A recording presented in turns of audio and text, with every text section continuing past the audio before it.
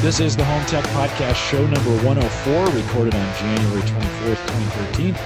I'm your host, Jim Collison, broadcasting live from the AverageGuy.tv studios here in Bellevue, Nebraska. And, of course, we post the show with world-class show notes out at the AverageGuy.tv. If you have questions, comments, or contributions, of course, you can contact the show via email. Just send it to us, podcast at the AverageGuy.tv. Find me on Twitter, just at J Collison, or follow the show schedule on Twitter at the AverageGuy.tv. You can, if you're listening to the podcast and looking for a way to easily listen each week, you might want to consider using Stitcher, available for both Android and iPhone platforms.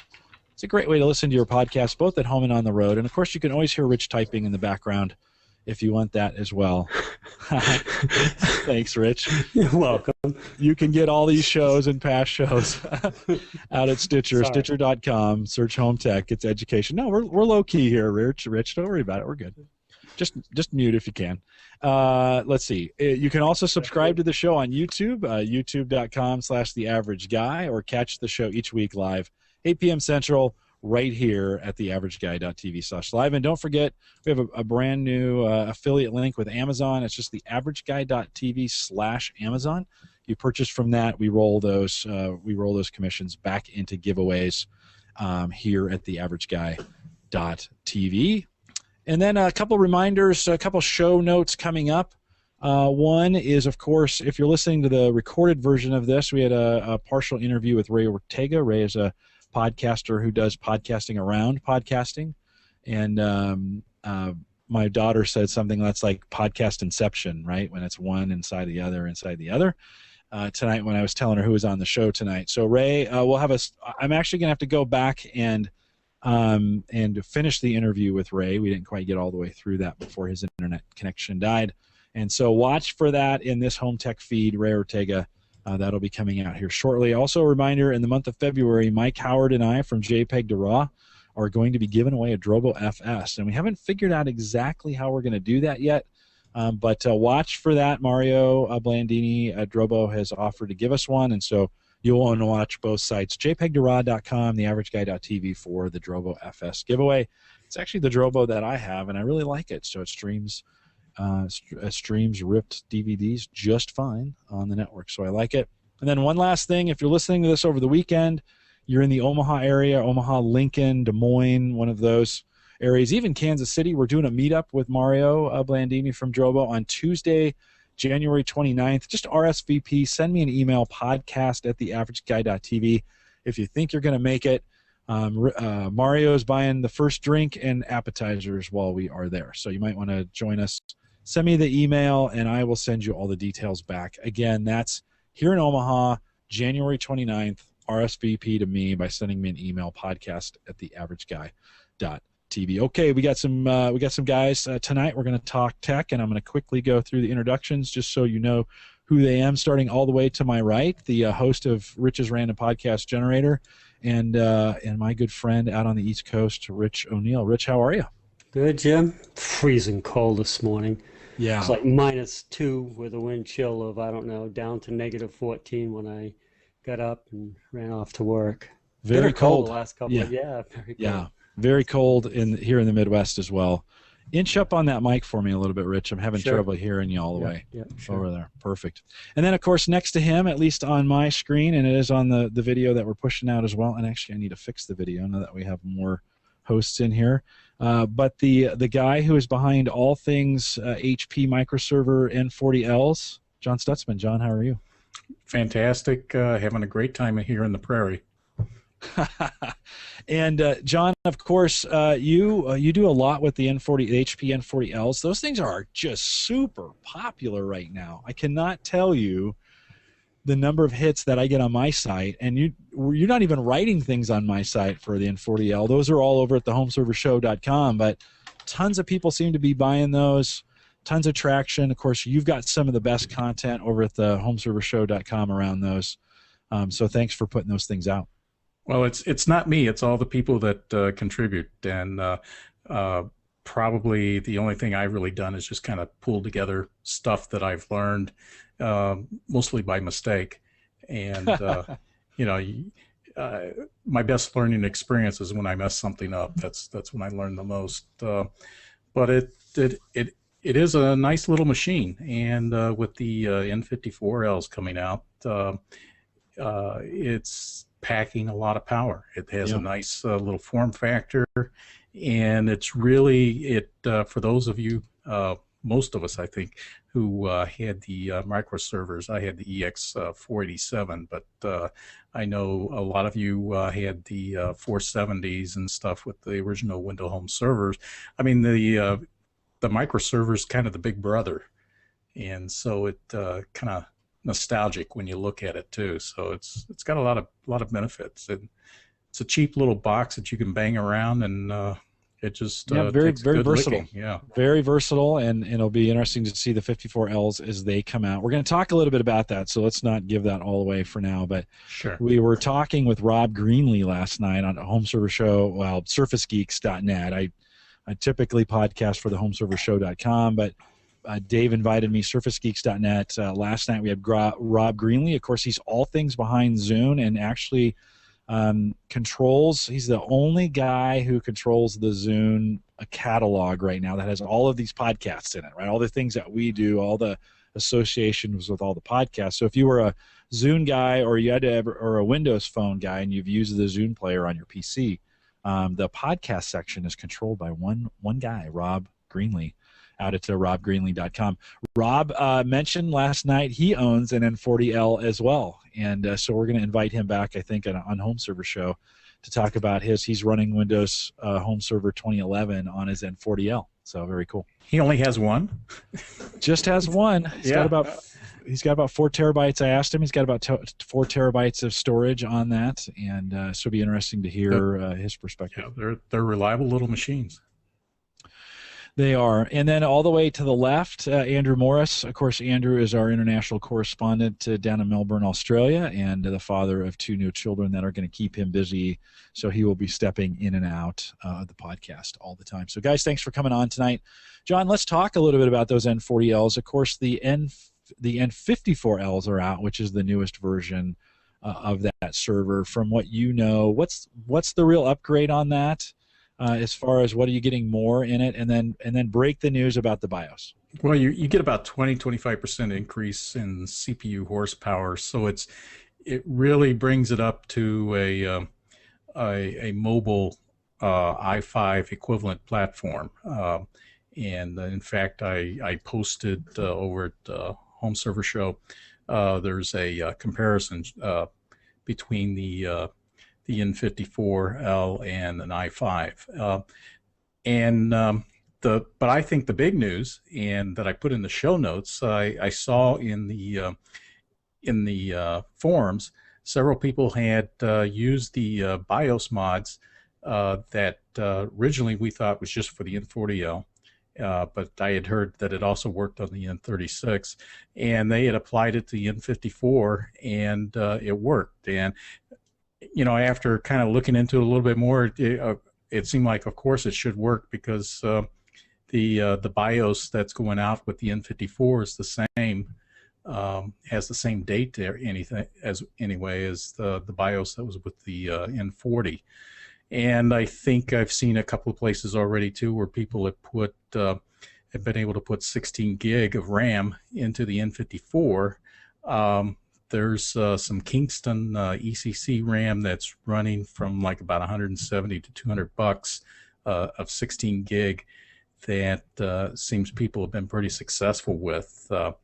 And I have 16 gig in one of my machines, so and I'm pretty happy with it. It's not the Kingston though, so. People are just doing all kinds of things with those boxes, and I think you yourself, you're running Windows Home Server 2011, and I have a 2011 box, and in fact, that's what I was messing around with when I told you before. I was doing some upgrading on stable bit drive pool and scanner, and playing with some of the new features, just kind of seeing what was happening, and playing with my backup and some things like that while I was waiting for the show to start. That's why I was away from my office when you were calling. The N40L actually runs that monitor right behind me that says Home Server Show and the Average Guy.tv that keeps flashing, those to go in between them. It's sitting right behind the chair. You can't see it. But yeah, that is my home server running Windows Home Server 2011. And it's a great little versatile box. I actually don't mess with it very much. I need to upgrade. Rob was saying last night on the show, there's actually another BIOS mod that will allow for more kinds of memory to go in those slots. And a more variety of them to up to 16 gigs. So be interesting to see. I need to talk to Christian about that and see if there's something we're missing on the current BIOS. Of course, if you want that BIOS mod for the N54 or the N40L, head out to bios-mods.com. I think that's out. It's out there, right, John? Well, it's out there, and then we have links in the Home Server Show forums. And there's one thread in particular that has like interesting links. It says something to the effect, more interesting links. And there's actually a step-by-step guide that you can go to that it'll tell you where to go to HP to pull down. You have to pull down some of their files. You flash prepare a flash drive with that. And then you take a file then that you get from BIOS mods, and we have a link in there that you can just go directly to it and grab it and pull it down. You exchange that with a similar name file that's on the HP created flash, and then you just basically you plug it into your microserver, turn it on, and the thing takes off. And and I timed it. I actually videoed it the second time I did it, and the whole process was done in like 46 seconds. So it goes very fast. And then once you do that, well, then you go back into the BIOS and you have to do a few things to get the speeds on ports 4 and 5 and do some other things in the BIOS to get you the best performance out of the machine. But it's really a pretty simple process. Okay. Sounds very, very simple. Rich, you don't have the N40, do you? 2011 running on my EX495. Okay, so you did not pick up the N40 like the rest of us in that. Okay, well, they'll probably be going on sale soon, so yeah, might be a good time to pick one up. I had a thought there. 1 second. Let it come back. N40L BIOS mods. Okay. Oh, John, would you do me a favor? Get the link for what you just talked about. Drop that in the show notes so we can include that in the instructions and where to go for that, so folks don't have to go over to the homeservershow.com and get lost in the plethora of information that is over there as well. You also were talking about that you recently took your 3-year-old Acer Aspire Revo and a little net-top box and upgraded it from Windows 7 to Windows 8. You added some things in the process. A thing that I just can't get enough of these low-processed netbooks, that if you add something even as small as an SSD and upgrade them to Windows 8, you get kind of a brand new laptop, I think. Tell me a little bit about your experience in that upgrade. Okay, I'm just a second. I'm giving you a link. You can come back to the link if you want to a little bit later. Okay, I just dumped it into the chat. Perfect. And do you want that in the show notes too? You know what? I'll grab it out of there and put it in the show notes. Not a big deal. Okay. So yeah, what I did was I had it was my first HTPC, and it was about 3 years old. And okay, the link you got's not the entire. Yeah, don't worry about it, John. Okay. We'll come back around to it. Yeah, don't worry about it. And it's it had an Atom 330, and it was with a NVIDIA Ion, and it originally came with Windows 7 Home Premium, and I got the upgrade and upgraded it to Windows 7 Pro. And and I also upgraded the RAM to 4 gig, which really improved the performance quite a bit. And it just kind of chugged along for 3 years. And then about a year ago, I replaced it when I built another HTPC with an i5. And so the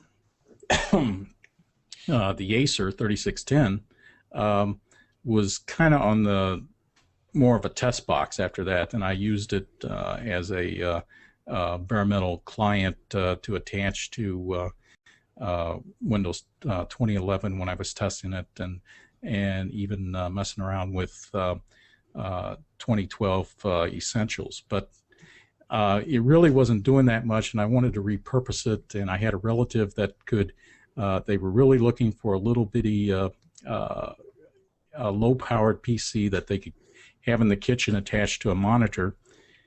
And so I got the idea to take this thing and see if I could upgrade it to Windows 8.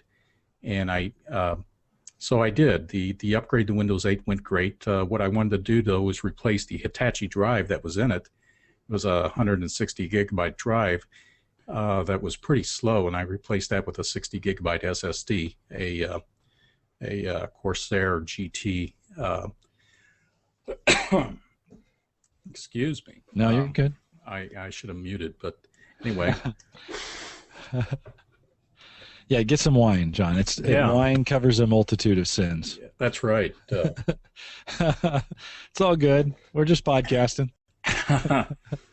So, I mean, everything was going along swimmingly, but and actually, I've written this up, but I'm not sure if it's really worth posting or not. But the real challenge that came was when I went to replace the SSD or replace the hard drive with an SSD. You have to take the Revo 3610 apart and take the motherboard out and completely take it out of the device, flip it over, and in the process of taking the motherboard out, you have to take the cooler off of the CPU and GPU. And that didn't seem like that big of a deal until I went to put it back together, and I went to put the cooler on and realized the instructions I had didn't really give a good explanation on how to put the cooler back on.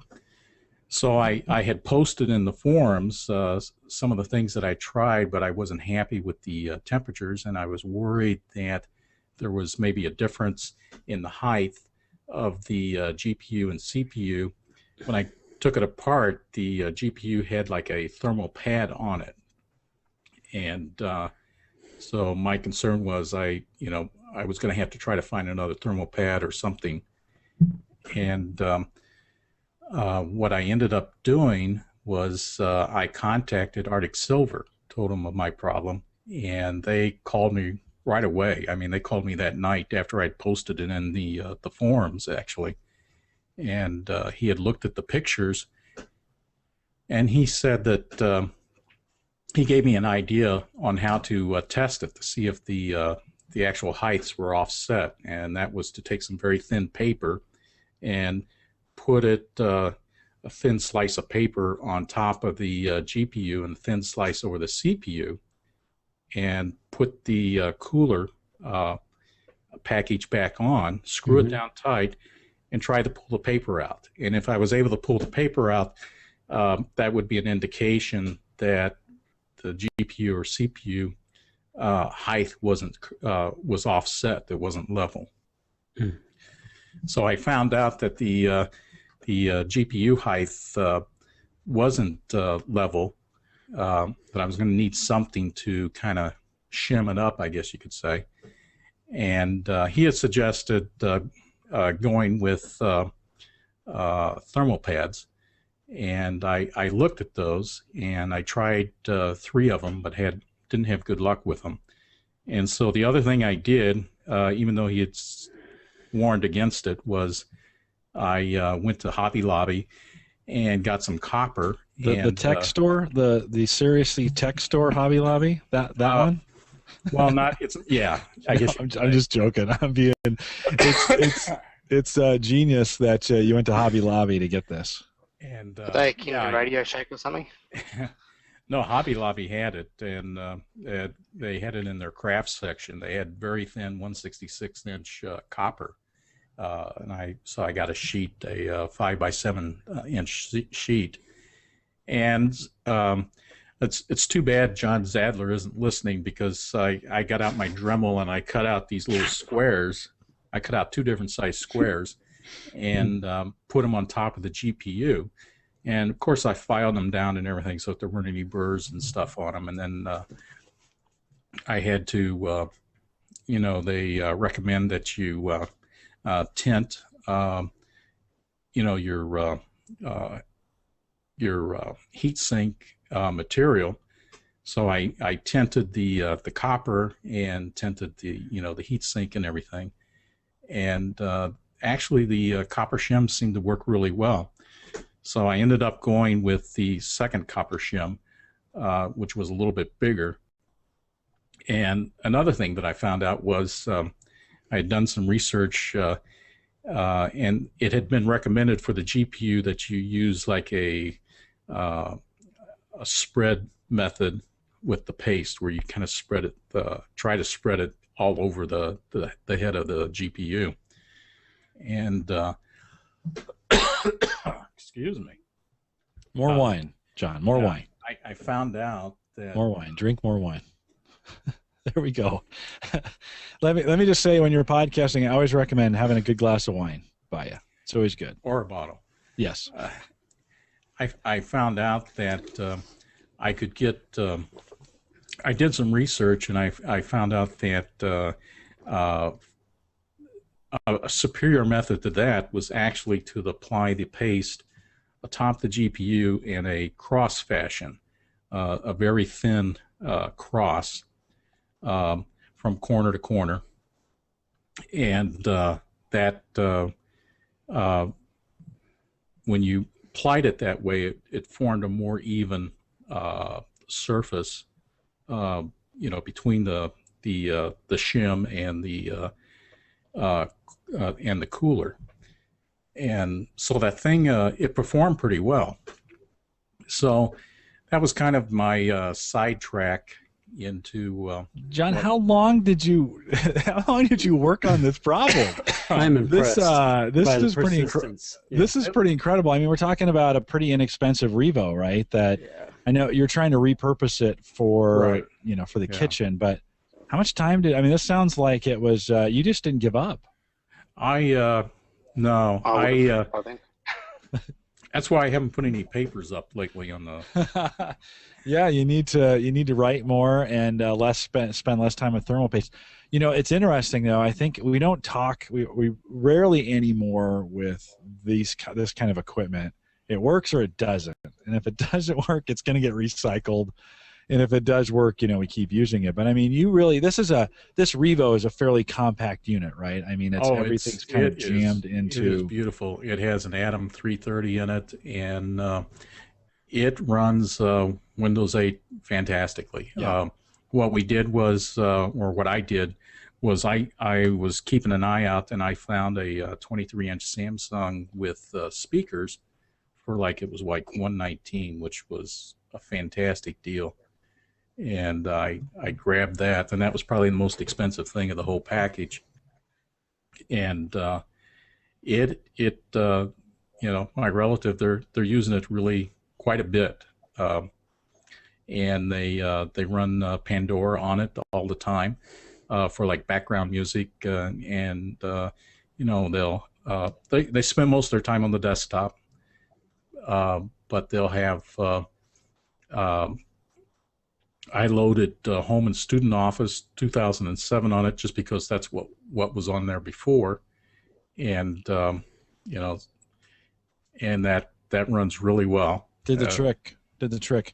No, I don't disagree with you. I think there's these laptops that can be. I have that HP DM1Z that I've talked about endlessly for a while now. Yeah. Really, Windows 8 just really revived that thing. I mean, Windows 7 ran on it okay, but really now with some crappy hardware and low memory, and I think it's got 4 gig of RAM in it, but a crappy hard drive, it runs pretty well. I mean, John, that's a good, and especially with an SSD, Windows 8 just lights that up, so that's a really good upgrade. Yeah, an SSD and 4 gig of RAM and an Atom 330, and I mean it does everything that they want to do.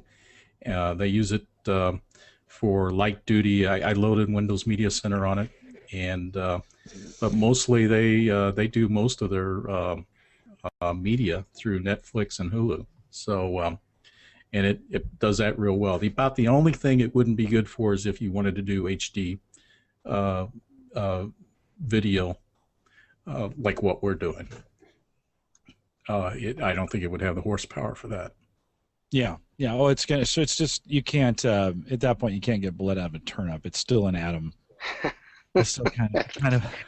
But it only burns like about 10 watts when the thing is running, not counting the monitor. And the monitor is an energy efficient one, so when it powers down, it's very efficient. Yeah.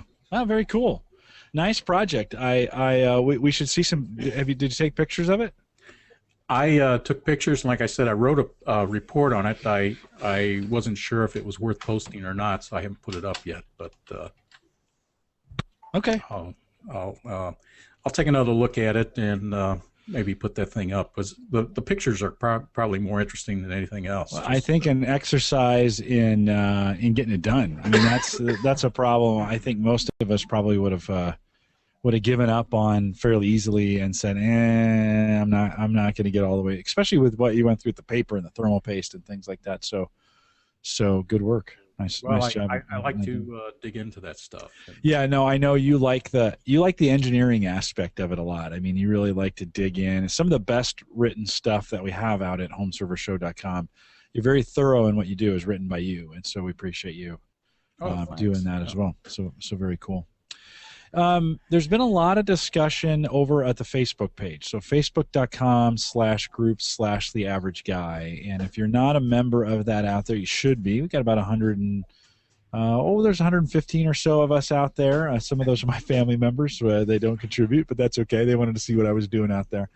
But most of us are out there and in that group, and head out there, just ask for the approval, and I'll approve you. Facebook.com/groups/theaverageguy.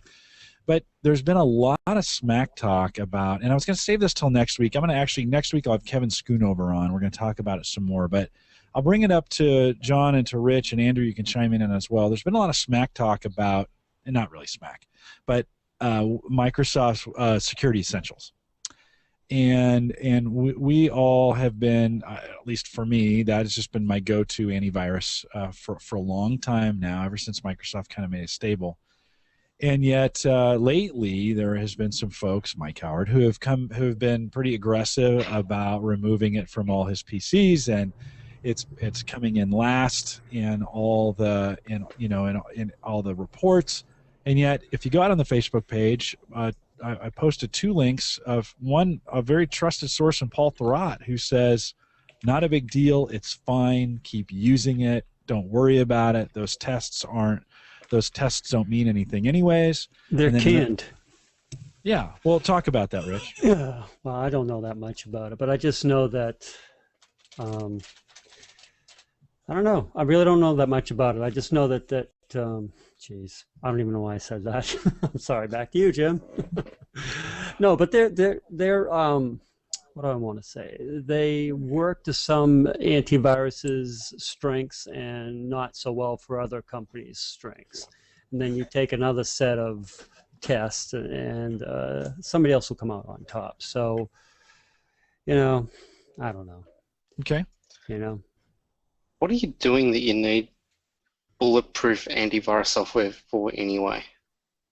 If you need antivirus software in the home that's going to capture stuff you see in the enterprise and you're not using your computer for appropriate purposes, get off the websites that drop those binaries on your machine. And but think about protecting the kids, protecting the teenagers who aren't necessarily, they don't care, right? They don't care where they go, that's why I use a super router. Well, there you go. And then you hook it up to Open DNS, and you say, no, none of these sites, none of these sites. No porn for you, naughty boy. Yes. No training videos, you young. I do want to thank Kyle Wilcox for putting the most recent post on the Facebook page. Kyle got started. We had a lengthy discussion about this. Actually, twice now we've had a lengthy discussion about it. I think a fairly good topic. So Andrew, your point is that, hey, look, you shouldn't need antivirus if you're just doing the right things. And I don't necessarily disagree with you. I don't have any problems on the PCs that I run because I know what I'm doing. But what about the average user who doesn't and gets pulled in and needs antivirus in some way? Yeah. I'm kind of with Andrew on this. Go ahead. Yeah, I still run McAfee on everything. And then I switched to Symantec when they improved after the Norton days, and I've never found, when I've infected my own machines, it's never been viral. It's always been malware, and I tend to think that if you're getting hit by malware, then you've got a totally different problem. Mike's just made a comment in the chat about what about USB sticks. Well, I reckon for the most part, something like Security Essentials is going to pick up stuff on USB stick. Because I mean, realistically, you're talking about the really nasty stuff that you're going to get exposed to, and I don't think the kids are going to see the really nasty stuff in a school. And I know in my experience, we haven't seen it in the enterprise. And some of those guys are, pretty close to being deviants. As Rich would say, lots of training material. Did I say that? You wanted to. You did. Yeah. No, you did. I You didn't said mean training to. material. I didn't mean to. It's supposed to be a private joke. So let's get it from the security expert here, Mike Howard. What should we be using? What should we be using these days? Because I'm kind of with Andrew on this. I mean, some common sense, whatever common sense is available to you, and then some antivirus and a little bit of luck because, I've seen people all supposedly straight jacketed up, bulletproof, and they get hacked anyway. They get infected anyway.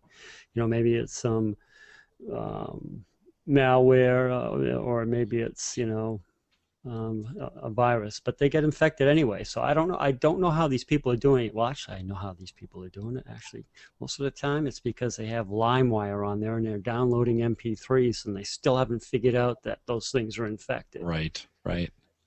So they're saying, "Come on in, I want you." Right, BitTorrent, some kind of BitTorrent, or I kind of disagree a little bit on the MP or the flash drive. I don't. I do think that does open yourself up for those kinds of things, especially in a school setting where kids are using shared computers and the school districts. It'd be interesting to have Nathaniel Lindley on. He works for a school district, and to talk about their security policies that go on inside the district to keep kids safe and to keep those PCs from not being infected, just to see what kind of measures they take to get that done. Well, what about you, Jim? What about you at your work? I mean, you can't walk up to a PC and put a flash drive in it, can you? No, most of you know I work for Gallup here in Omaha by now, and if you didn't know, now you do. And we do have a full lockdown policy that prevents you from putting a USB drive in any PC that's attached to the domain or to the network. And so, no, that's just not going to happen. You're not going to. That's not a way you're going to get something into the network. We don't allow that. Yeah, that says a lot. That says a lot that they won't let you do that. Sure. That's some protection we put on, and we use some hefty. And I'd have to remember. Oh, I should know what we use, but I can't remember right off the bat. I was always a big believer in using Microsoft Security Essentials, and then I backed it up with Malwarebytes. That has been my favorite. I know everybody's got their favorite. Mike's talking about Kaspersky and Bitdefender. How do you say that one again? Kaspersky? Kaspersky? Kaspersky? Isn't that how you pronounce it? Kaspersky? Yeah. Kaspersky? Cat. Maybe it's like saying Raspberry Pi. Yeah. Kaspersky. Anyway, Kaspersky. There you go. Quit making fun of me, Andrew. Anyways, the Avasts and such that are out there. I guess what I'm most disappointed about at this point is that we have to have this discussion again. I thought we put this bad boy to rest like 2 years ago, and Security Essentials came out. Oh no, this stuff is always evolving. I mean, if Security Essentials doesn't stay on top, then they fall to 26th in the in the tests. So I mean, you gotta keep evolving your antivirus software, your anti-malware software. Otherwise, you start failing and people move on to someplace else. So I don't know. Apparently Microsoft let it go too long. Yeah. So there's seemingly, I was pointing to there on Facebook, I put an article out from Windows8update.com, and the title is Windows 8 Antivirus Tops Security Tests. And it says, of course, computer security has been an essential focus at Microsoft the last few years. And they kind of go through talking about the Windows Defender that is now a full-feature antivirus for Windows 8. Of course, it's delivered with the OS. And seems to be getting good marks. At the end, they say Microsoft Security Essentials, on the other hand. Okay, so Microsoft Security Essentials, on the other hand, different from the Defender that's embedded in Windows 8 at this point. So Microsoft Security Essentials, on the other hand, failed certification tests for the second time earlier this month. You may recall we ran the story back in November when it lost avtest.org certification. Apparently, things have not improved much to the point that it failed the test for the second time in December. It blocked only 78% of the malware. The industry average is upwards of 92%. Overall, the application received a score of 10 points out of a maximum of 18. So, very interesting here. What does that tell you? What does that tell you? They're not focusing on keeping that thing current. Yeah, for Windows 7. I thought Defender and Security Essentials were the same engine. That's what I thought. But on Windows 8? No. That's what yeah, Windows 8 runs Defender, which is a different product than Security Essentials running on Windows 7. Yeah, correct. Yeah. See, I thought they were the same thing. So apparently they're not. And so we have this, when I threw that article out there on Facebook, it looks like, I was like, hey, Windows 8, I mean, this just says this was fine. And yet they admit, not they, but in this article admits about how poor it's gotten. Yeah, but the other question is, who is this testing house? I've never heard of them. They're not CERT, they're not any of the... You're talking about the av-testing.org? Yeah, never heard of them. I used to be a security... I've been on multiple, global antivirus response teams. I've never heard of them. And they're not one of the people that regularly issue, alerts and things like that. So are we making a storm out of a teacup? Are we worried about a report coming from someone who's got no cred? Well, and wouldn't the Nortons of the world love to discredit and create chaos so that they can their products can be purchased? I mean, didn't we all predict the death? Weren't we all counting the days when antiviruses would die because, hey, Microsoft's got this covered. Who needs antivirus anymore? It's taken care of by Microsoft. Well, they took care of it when they released Windows 3.1 when it got its first virus. And it became a self-fulfilling prophecy for the antivirus vendors from there on in. Yeah, right. And you look at Symantec, and it's they have revenues of $6.1 billion and net income of $1.2 billion or something like that. And there's some money in it for them if they can discredit some of the other antivirus software products out there, since the antivirus, or I guess you could say the computer protection arm of their business is like 87%. So can I read something to you? Yeah, go. Yeah, so this is Microsoft Security. This is from ibtimes.com, whoever they are. But they're quoting Joe Blackbird, program manager at Microsoft's Malware Protection Center. And he says a bunch of things. And he says, our review showed that 0.0033% of our Security Essentials and Forefront endpoint protection customers were impacted by malware samples not detected during a test. In addition, 94% of malware samples not detected during the test didn't impact our 94% of the malware samples not detected during the test didn't impact our customers. So what they're saying is that, so he goes on to basically, in his review, he says that AV.test, that company that did this testing, only reports on samples hit, missed by category. So whereas Microsoft prioritizes its work based on consumer impact. And furthermore, AV.test's results indicated that Microsoft Security Essential detected roughly 72% of all zero-day malware with a sample size of 100 pieces of malware. You know, zero-day malware, 72% of zero-day malware, that's pretty good. So, you know, I don't know if somebody's cherry-picking this information. And, you know, I'm not going to get all up in arms about it yet until I hear that Leo or, I think I'm up with Paul on this one, Paul Thurrott. It's probably just a big, to do about nothing and a bunch of cherry-picking reporting, so. Well, I think it really, though, for the individual, for the average guy, I guess, it depends on what your personal threat landscape is.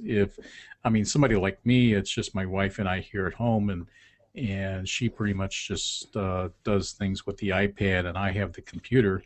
I don't think we have the same threat landscape as somebody like, well, I don't want to pick on Mike Howard, but, he has several kids, and they're teenagers, and, they bring files from school and God knows where, and, he has a tremendous threat landscape there, and it seems like to me the best defense, though, is not just looking at one layer of defense. That you want to have a multi-layer defense. Just kind of go back to Julius Caesar and the way he would do his defense setups, and do the same thing, and maybe have different software products on different computers, so that maybe if it gets in one place, it doesn't get into everything, And I really think that if you can, everybody should have some sort of defense on their servers, their home servers. So it's sort of a last leg, but you need it out there. Yeah, so John, I like the phrase that you use, and say that again, a defense, no, what did you say? A layered defense. No, a risk. Oh, a risk landscape. Yeah, a risk landscape. I like that idea of, I think everyone needs to determine, at home, nobody is ever on my computer, so my risk landscape is very, very small. I'm going to run Microsoft Security Essentials on it to kind of catch some stuff in case I get really dumb. And then I'll probably run Malwarebytes once a week just to kind of make sure I've got double, I'm doubling up on that.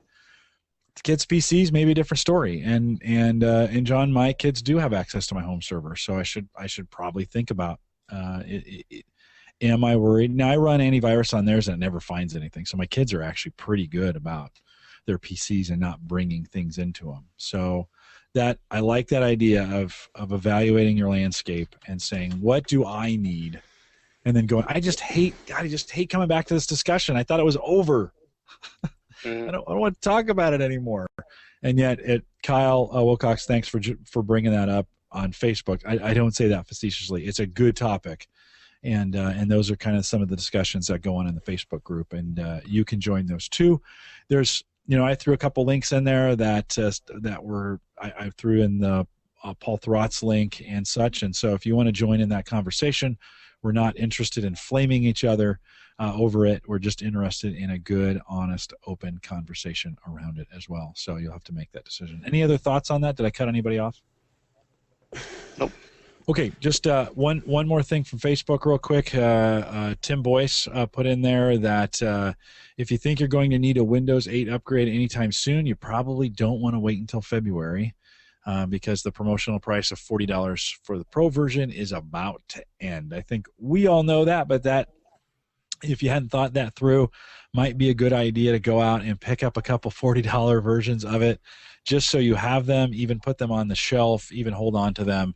They're going up to $120 for standard and $200 for pro. Guys, did you think, I was really hoping this $40 deal would just stay around. Did you think Microsoft was going to raise the price? Yep. Thought it was a carrot.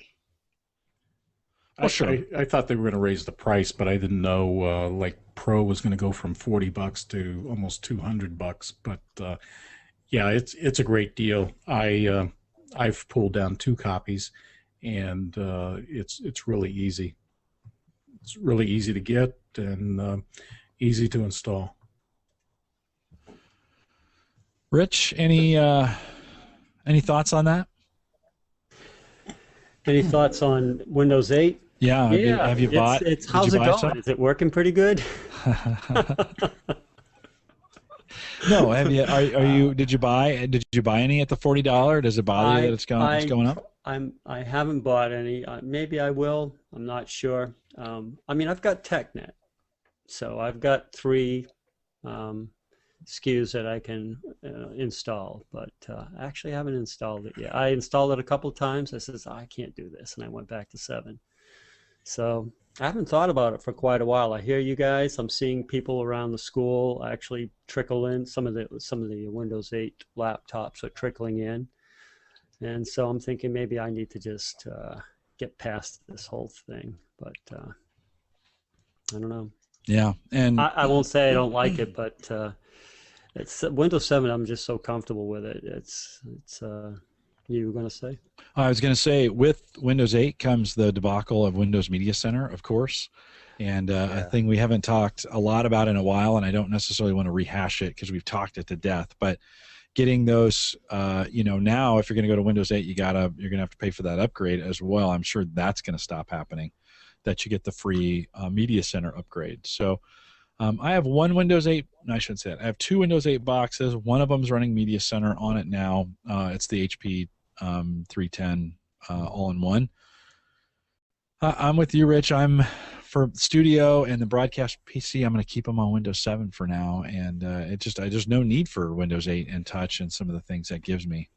Yeah. And I'm just not going to move to it. So, single screen laptops, SSDs, man, Windows 8 is just dynamite. It works really well. So, some good things to evaluate there. The price is going up. Tim, thanks for jumping in on the Facebook group and alerting us of that. That's the kind of value you get out of the Facebook group. I'd like to see more folks jumping in there and taking advantage of the Facebook and the conversation that goes on there. It is a global conversation and happens all around the world. There goes Andrew to go take care of the kids. I told Andrew, I'll be honest, he could have 6 weeks off from the podcast, because the kids are coming home. He wanted a podcast. So, Andrew, thanks for hanging with us. He won't listen to this audio part, so he'll never hear that. Okay, guys, I've been doing this a while now, and it's late on the East Coast, and so I'm going to kind of wrap around. John, I know you had a whole bunch more stuff in this, but I'm going to kind of bring this to a conclusion. Anything anybody else is really dying to say? I got a few more items to cover, but anything else that you guys were dying to say, John or Rich? I'll tell you one thing. I finished up last semester with taking one course, web development, and this semester I'm taking Java. And as I'm getting ready to go to the first Java class, that big Java exploit comes out. And Java exploits, humongous Java exploits come out, once a year, like on schedule, or whatever. But man, I'm thinking, why am I taking this class? So I can learn to write code that people will hack, This is great. It's good, Rich, that you're learning it. But good for you. That'll be a good. Then take a JavaScript class next. The JavaScript will actually help you more than anything else. Yeah. When you talk about the web stuff. Oh, absolutely. Yeah. Yeah, I think so. I think there's a bunch of other things to learn in there, but I encourage you to dive in deep and practice. Yeah. Okay. I'll take that advice. I'm pretty psyched about it. Yeah. So good. And then practice some more. Yes. Write code and then start writing some stuff for the AverageGuy.tv. Okay. Yeah. Good Write stuff. something that'll get past security essentials, Rich. Could you write an That'd be antivirus, anything. Rich, that we could trust? That would.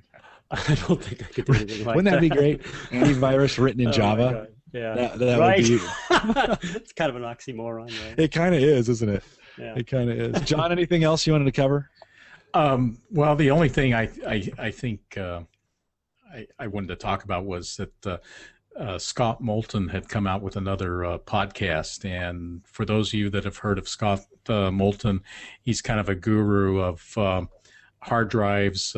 He's an expert on recovery of data from hard drives that have failed when they had the hurricane, that little hurricane that hit New Orleans. And he was the guy that people turned to when their data centers were underwater and they needed to get the data off the hard drives that had been soaking in the Mississippi River for a few days.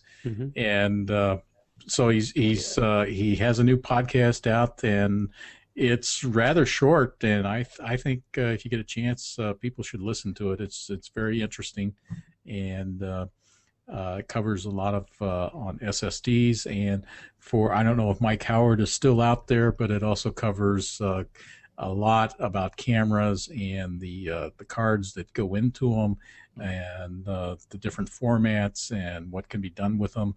And so I thought it was just a really good podcast. So I would recommend it. Where do we find that at, John? Well, It's I have it set up on my iTunes. And What's the name? What's the name of the podcast? It's My Hard Drive Died. Okay. And it's number 17. And number 17. And if you Google My Hard Drive Died, that'll take you to his website. And they also have a link in there to the latest podcast. And so you can get that there. So it's podcast number 17. And if you do get to it, and whatever you set it up, I have it in iTunes, and anytime there's a new one, it just automatically downloads, and that's how I found it. I'm going to chime in too. If you do listen to this, think about going back and grab. There's only 17 of them. I know it's really not that much. You'd be surprised how much information is in all of those podcasts. I mean, it's pretty incredible, you know. And he talks about hard drives, and he talks about SSDs as well, and he talks about future technologies that are future for consumers but are being worked on now, and who knows, maybe even slipping into the enterprise or maybe military. So yeah, and I see where I guess that was you, Jim, that highlighted something I had in the notes. There was I had read about it some time ago, and then just recently realized that was there again, that there is a registry change that you could make so that, like in Windows Home Server 2011, like if you have 3 or 4 terabyte drives in your machine, this registry change will allow the backup to see those larger volumes. You're still limited to, it'll only back up a max 2 terabyte backup. But at least with this registry change, you can see that. I put that into the chat very early on, but I can put that in again, and you'll have it in the show notes. So good stuff. It's just a TechNet article. I mean, it's not a solution that we were all looking for, but it you're still stuck with the 2 terabyte backup limit, but at least you can get stuff off of your 3 and 4 terabyte drives. Yeah, very cool, and take advantage of those as well. And so those instructions, that link, we'll put that in the show notes as well. So Andrew, you're gonna have your hands full this weekend as we put the show notes together.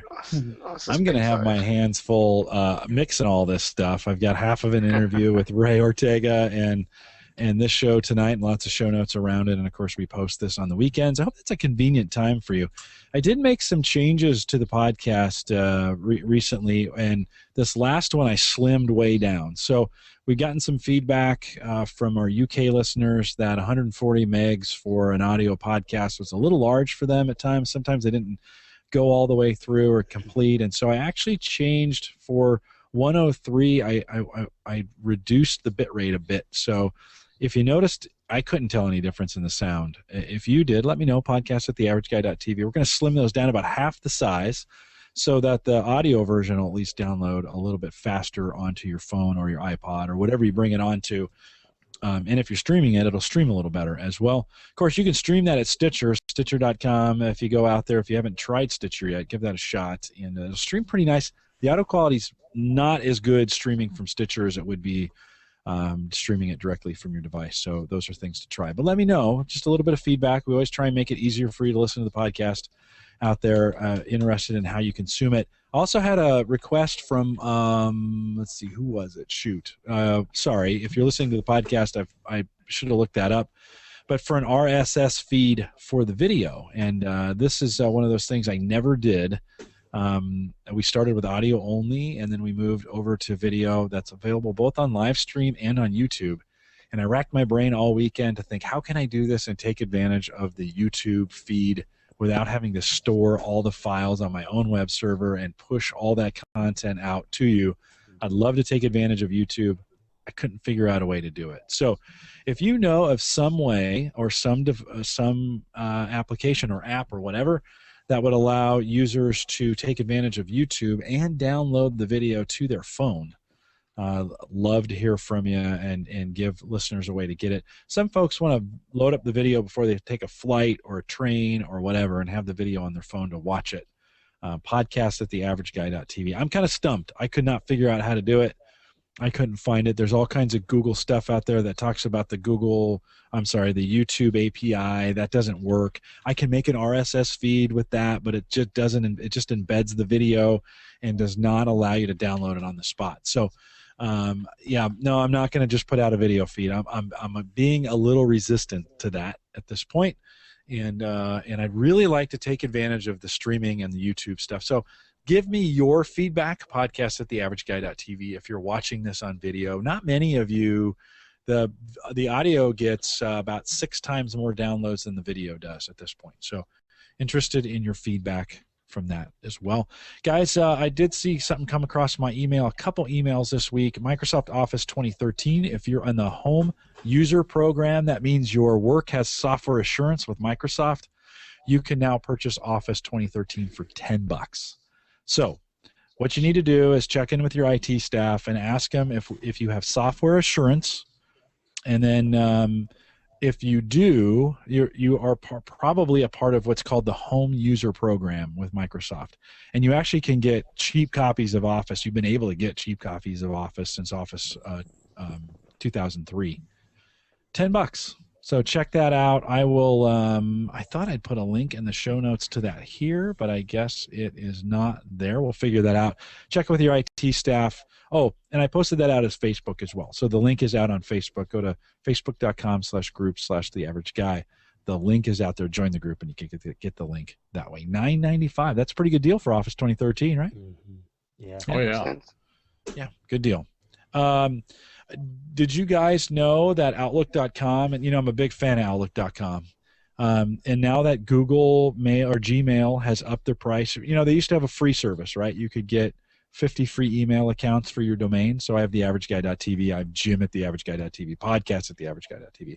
I've set those all up on Google, and it used to be you could get 50 addresses for free and point your domain to Google Mail. Can't do that anymore. They charge you $5 a month or $50 an email to do that. Did you know Microsoft is allowing you now to point those addresses to Outlook.com, and it's free? So For now. I For love now. Microsoft.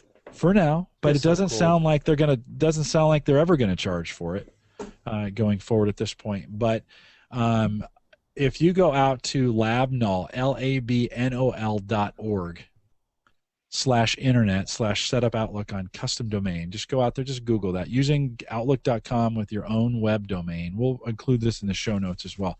I'm going to do this for a customer. They're leaving their host provider. They have email. They have an email account with them. I was going to move them to Google, but for $50 a year, why would you pay that when you can do it on Outlook.com and do it for free? You just go in, you have to change your DNS record at your host provider and point that towards the Outlook.com numbers. All the instructions are in there to get that done. But I thought pretty cool. I don't know, any of you guys using Outlook.com at all? I've got an account. I don't use it actively. Okay. John, have you seen it, used it? I use it. I have a couple of aliases with it. I have one that I call, I grabbed early on called Do Not Spam Me Too, that I use for, when I fill out forms and stuff. And I actually occasionally get email to it. So, yeah, I don't use it as much as my Gmail. Yeah, you get 5 free accounts. I was waving bye to you, Andrew. I guess you didn't have to go yet. You do get 5 free accounts that have Outlook.com. So I did the same thing. I created a My Spam account at Outlook.com that I give out when I'm signing up for something that I know I'm going to get spammed on. And so that's kind of cool. Free. The interface works great. It's got a lot of features like Outlook does. So you can sweep, you can clean up your email box, you can set rules when email comes in. It's a pretty good, guys, I think it's a pretty good service. I don't know, Rich, have you tried using it yet? I did. You and I actually went out and got our own email names when we first it was a race. Yeah, right. So like I was able to get my first and last name and forwards and backwards. I'm getting tired of Gmails. I'm getting a little bit tired of Gmails. What do you want to call it? Their little word processing thing. And I'm thinking Outlook.com might be better, right? Now, is Word integrated into that in some kind of online Word thing? No, not at this point. But that's spell check and some of those other things. And so do you think it's better than the Google? I do. Yeah, I can't use Google. Google or Gmail is worthless to me. I cannot. The way it stacks your emails and you've got inline stuff and there's all the header crap that comes with it. I just can't. It's unusable to me. You know what? I think I'm gonna have to try to make a deliberate effort to use this for a while because I keep forgetting about it. And every time I look at it, I go, "Man, this is really nice." Well, what you could do is just get Office 2013, and what I do is I'm a real Office fan, and I use Outlook, and everything comes into Outlook. I mean, my Outlook.com accounts, all my Gmail accounts, my Comcast accounts, they all come into Outlook, and I manage all my accounts in Outlook, I really like it. I like to work with it that way. I don't like to have like my address book up in the cloud. I want it on something physically near me that I could get to if I want to, and like on my iPad or my wife's iPad and my iPod, it's easy to set it up to get into Gmail and Outlook.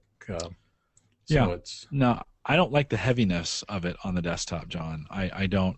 I want to blow I want to blow the image away if I have to, and I want to be back in my email very quickly. And so I'm different from you in that way. I use Outlook at work, and it's supported by Exchange, but I don't want to manage that heaviness of all that integration with the actual client, and have to set that up every time I want to do my email, right? Because it only works on your local client, right? Well, I'm not sure what you mean. The Outlook instance that you have on your PC right there, right? Oh. That only works there, right? I mean, you can't sign in somewhere else. You can't use somebody else's PC to access that instance of Outlook to get all your email and stuff, right? That's true. I wouldn't want to sign into somebody else's PC. Yeah. Because I wouldn't want them to have the possibility of knowing how to sign into my stuff. So I guess it's a win-win for me. But yeah, I see your point too. Yeah. Yeah, no, I just like the lightness of it. This is one of those antivirus things, right? It's not right or wrong. It's just what you like, and I'm trying to move completely web-based. Mike Howard and I had this conversation earlier this week as he was rebuilding his PC, and I just said, I've moved completely Outlook.com. As Rich just spammed me in Facebook from Outlook.com, it does have Messenger integration in it as well, and you can attach Facebook Messenger to it. And I mean, there's some cool things about it, and no matter what PC I use, it's always the same experience. I go to Outlook.com, sign in. All my stuff is always there because it's web-based. So just a different way of doing it. Not good. Not good or bad, just a different way of doing it. I use Outlook at work, and that works great because I'm on the Exchange server, and my work email I don't want to share. Although I can log in through web access to get access to it as well. So good stuff. All right, give that a try if you haven't. We've talked about that. We talked about it a lot on the way back, but give Outlook.com a look. And if you're looking for a place to land a free domain, say you bought myfavoritedomain.com and you want your name at myfavoritedomain.com, and you want to do that for free, Google will charge you $50 a year. Right now, Microsoft's doing it for free. I put a link in both the chat here, and we'll do it in the show notes as well, that you can the instructions on how to get that set up. I'm going to set up one of those in the next couple weeks, so I'll keep you posted on how it goes. Okay, last thing, at least I want to talk about cloud storage continues to get cheaper, and of course we have the Cloud Storage Know It guide out there at theaverageguy.tv if you want to know what's going on with cloud storage. I've got just about every cloud storage site known to man, at least linked out there. If you want to know who's giving away the most free and those kinds of things, check it out. It's just on the right-hand side. It says Cloud Storage Know It Guide. Check that out. But Pogoplug, my friends at Pogoplug, got a little aggressive this week, and up until January 31st, so you've just got 6 days, they're offering unlimited cloud storage now for $30. Unlimited, $30 for the year. All right, that's the cheapest I've heard of it yet.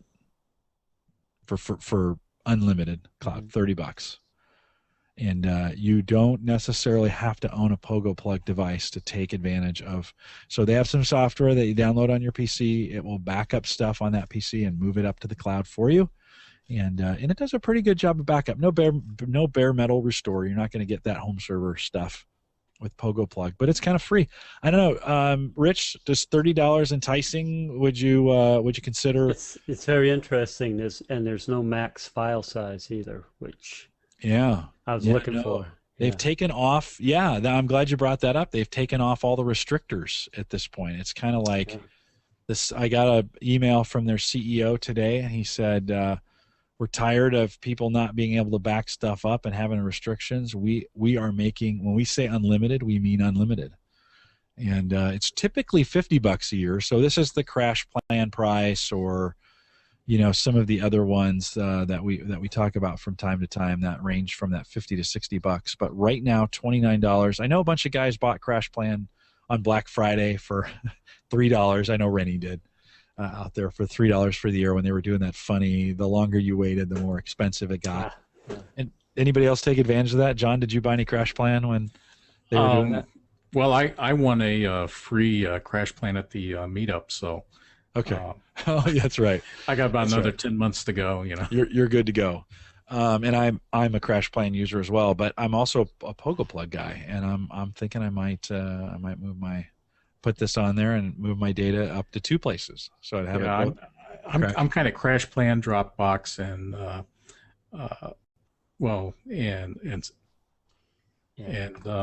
what's SkyDrive? SkyDrive, yeah. I knew it was. I wanted to say Sky King, and I knew that wasn't right. No, but, King Super. Yeah, too much wine, Sky I guess. King. But Sky King. But about some old TV. Greg reminds us 25 gig on the SkyDrive. That's pretty good size, but it's not as big as unlimited. Yeah, unlimited. But that's still a lot of stuff. Unlimited is unlimited. Yeah, very cool. And they have a Pogoplug has a very, very interesting interface that's super drop dead easy, but you can't configure a single thing on it.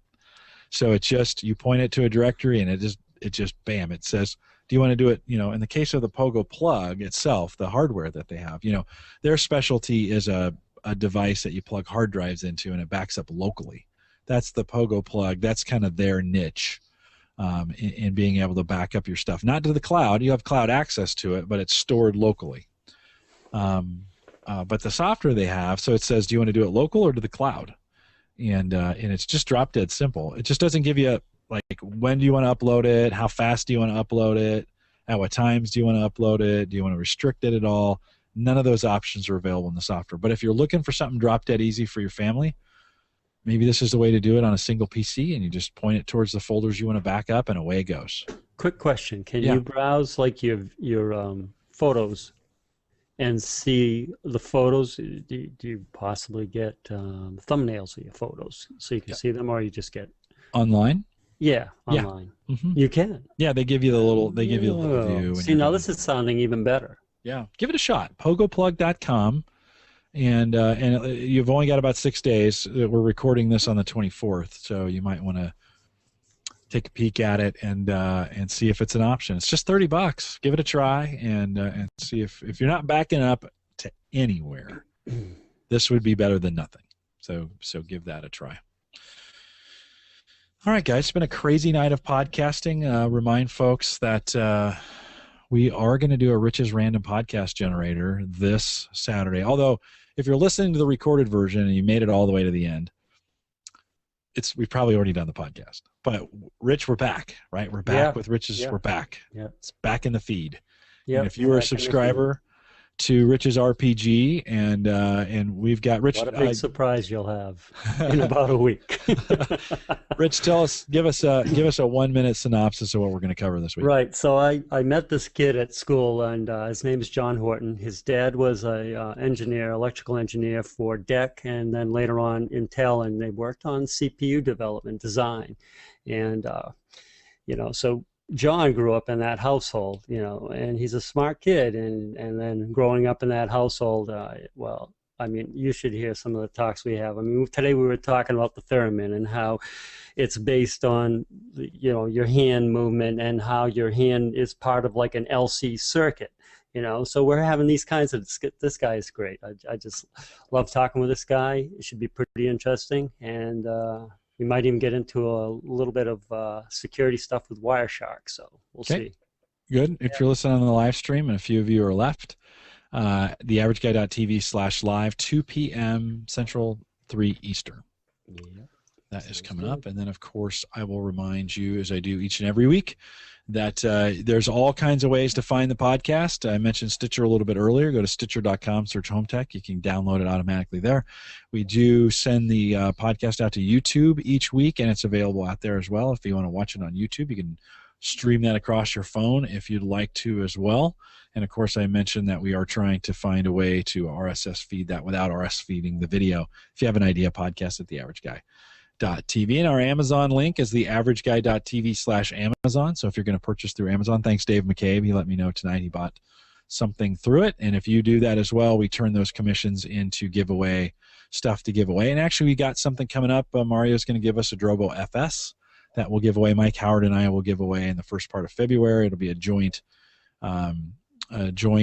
giveaway between JPEG to RAW, which, by the way, JPEG to RAW is a podcast, if you didn't know that. He has a photography podcast out there each week, just in case you didn't know. I don't know who wouldn't know at this point in time that Mike Howard didn't have a podcast. But if you are one of those who didn't know and you're into photography, JPEG to RAW.com, check that out as well. And then we'll release the Ray Ortega interview here shortly. I think I'm going to try and call Ray back and maybe finish up that interview. I wanted to ask him more about some of his hardware, but Ray was gracious enough to come on before the show and give us an interview. So Ray, we appreciate you doing that as well, and we'll try and finish up that interview as well. All right, guys, it's been I appreciate the guys in chat that survived out this long. It got late on the East Coast, and I appreciate you guys coming out tonight. We'll do it all again next week. Just a programming note that next week will be the last one for 2 weeks. I'll be out recruiting for Gallup college campuses, and I'm going to take a couple weeks off. We'll be loading a few other interviews that I have done. One with Brian Burgess will show up in the pipe during that. We did Brian during CES and interviewed him. And then we did a podcast with Mike Howard and Chris Barnes, and we talked to Chris Barnes is a podcast over at the End User, and we talked about the future of podcasting and some other items there, as well as what new media is going to look like in the future. And so you'll want to watch that. Those will just come into your feed automatically. So just get prepared for that. 2 weeks in February and another 2 weeks in March. I'll be in Europe. I might try and podcast from Germany. We'll just kind of see how that goes. But I'll be out of town the last week of March, Frankfurt, Germany. Woohoo! All right. Guys, thanks for coming out tonight. Yeah. Everybody have a great night. We'll stay around for I wish it was Melbourne, Andrew. I'll be honest with you.